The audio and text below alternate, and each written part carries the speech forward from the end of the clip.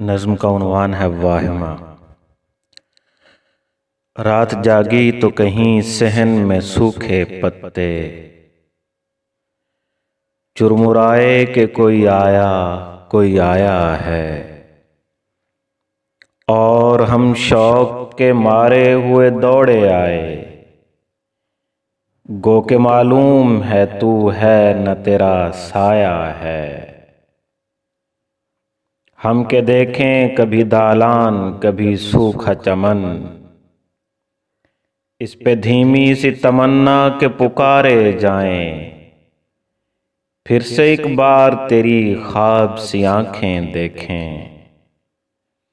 پھر تیرے ہجر کے ہاتھوں ہی بھلے مارے جائیں۔ ہم تجھے اپنی صداؤں میں بسانے والے، اتنا چیخیں کہ تیرے وہم لپٹ کر روئیں، پر تیرے وہم بھی تیری ہی طرح قاتل ہیں۔ سو وہی درد ہے جانا کہو کیسے سوئیں، بس اسی کرب کے پہلو میں گزارے ہیں پہر، بس یوں ہی غم کبھی کافی کبھی تھوڑے آئے، پھر اچانک کسی لمحے میں جو چٹخے پتے،